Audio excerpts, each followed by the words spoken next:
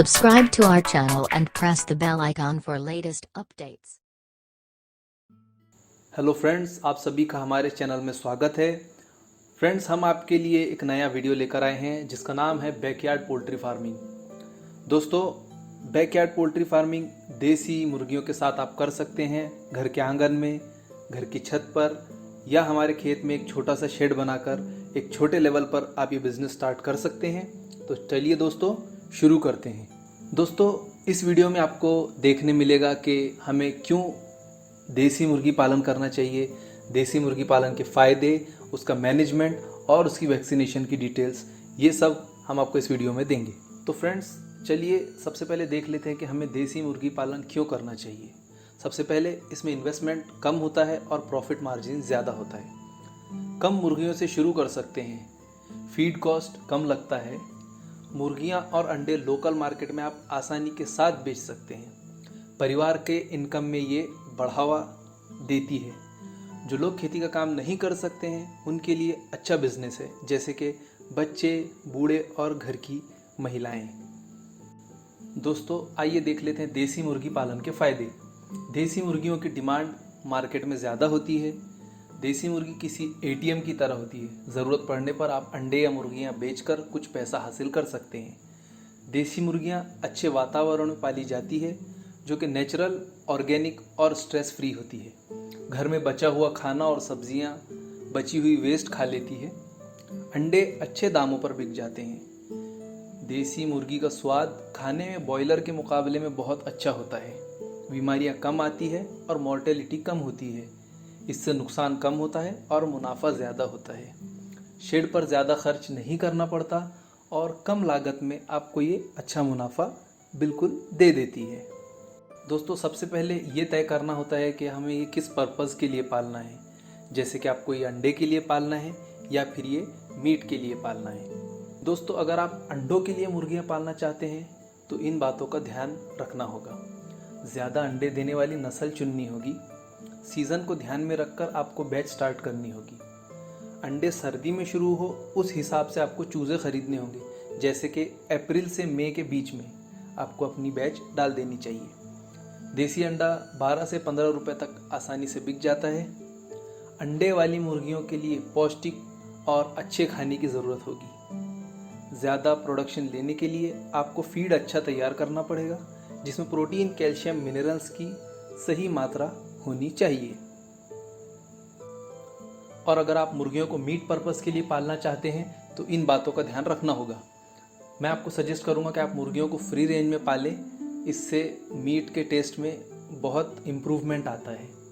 उसके बाद ज़्यादा वेट लेने वाली नस्ल आप चुनिए। अगर आपका गांव किसी शहर के नज़दीक है तो आप वहां के मार्केट में अपनी मुर्गियां आसानी से बेच सकते हैं। और ये बात भी ध्यान रखिए कि आप अपनी मुर्गियां रिटेल में बेचें, बीच में कोई मिडल मैन ना हो, कोई दलाल ना हो, तो आप अच्छा इसमें प्रॉफिट कमाएंगे। और 1 किलो की मुर्गी 400 से 500 रुपये के करीब आसानी से बिक जाती है। उसके बाद हम थोड़ा सा मैनेजमेंट के बारे में देख लेते हैं। हाउसिंग इसकी कैसी होनी चाहिए, इसका शेड कैसा होना चाहिए, उस पर हम थोड़ी सी जानकारी ले लेते हैं। तो दोस्तों, अब देख लेते हैं शेड के बारे में। शेड ज़मीन से थोड़ा ऊपर होना चाहिए, उसमें बारिश के वक्त पानी नहीं जाना चाहिए। उसके बाद चारों तरफ से जाली होनी चाहिए। छत बांस और सूखी घास से बना सकते हैं, मगर उसमें भी पानी नहीं जाना चाहिए। शेड हर तरफ से बंद होना चाहिए ताकि बिल्ली, मुंगूस, कुत्ते या दूसरे शिकारी अंदर ना जा सके। और शेड बिल्कुल हवादार होना चाहिए। शेड में पक्का फर्श ना भी हो तो चलेगा। शेड कम से कम लागत में बना होना चाहिए।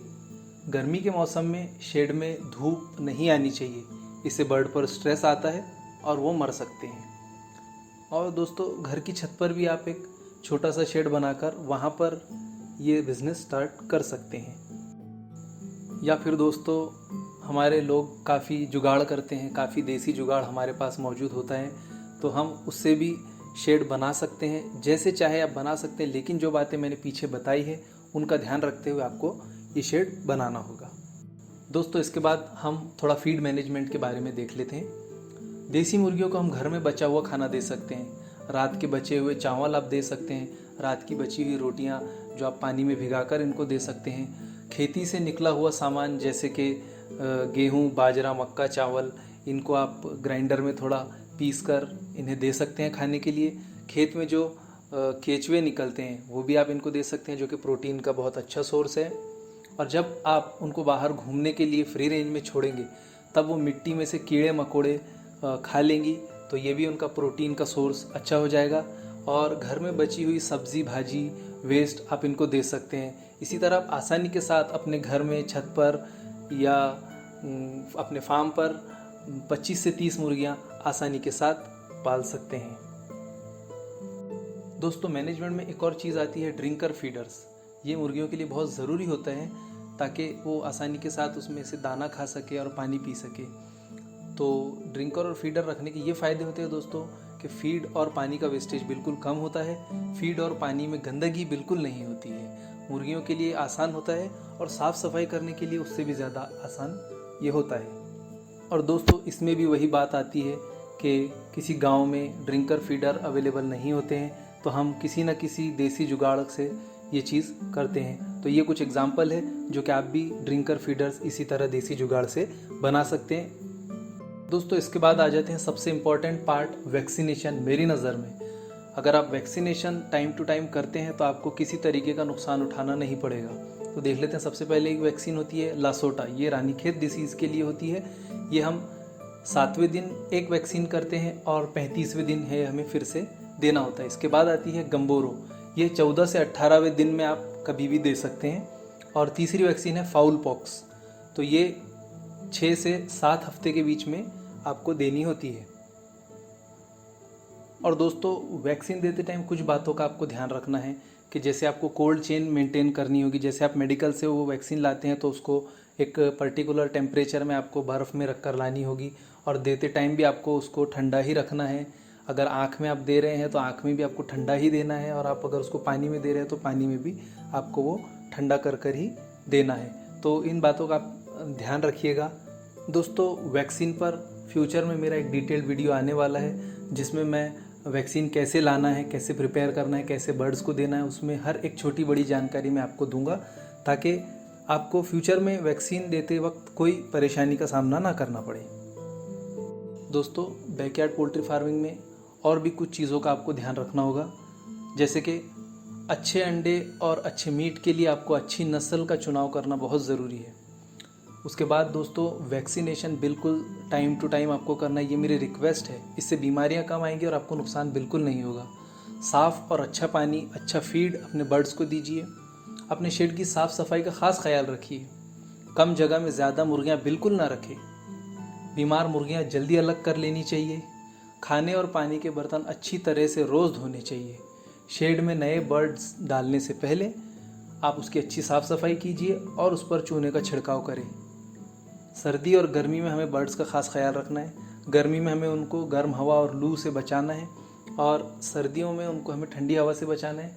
दोनों का काम आप शेड को पर्दे लगाकर कर सकते हैं, इससे आपको नुकसान नहीं होगा। और दोस्तों, ये बातें अगर आपने ध्यान में रख ली तो मुझे नहीं लगता आपको कुछ नुकसान होगा। सही तरीके से आप ये बिल्कुल कीजिए और इन चीज़ों का बिल्कुल से ध्यान रखिए। तो दोस्तों, ये जानकारी को आप अपने फार्मिंग में इस्तेमाल कीजिए और इससे ज़्यादा से ज़्यादा फ़ायदा उठाइए। अगर आप चाहते हैं कि हम ऐसे वीडियोस और लाएं तो कृपया हमारे चैनल को आप सब्सक्राइब कीजिए, लाइक कीजिए, शेयर कीजिए, और इसी तरह से आप हमारी हिम्मत को बढ़ाइए, हमें सपोर्ट कीजिए। आपने अपना कीमती वक्त दिया, आपने वीडियो देखा, इसी के साथ मैं आपको अलविदा कहता हूँ। Thanks for watching. Thank you so much.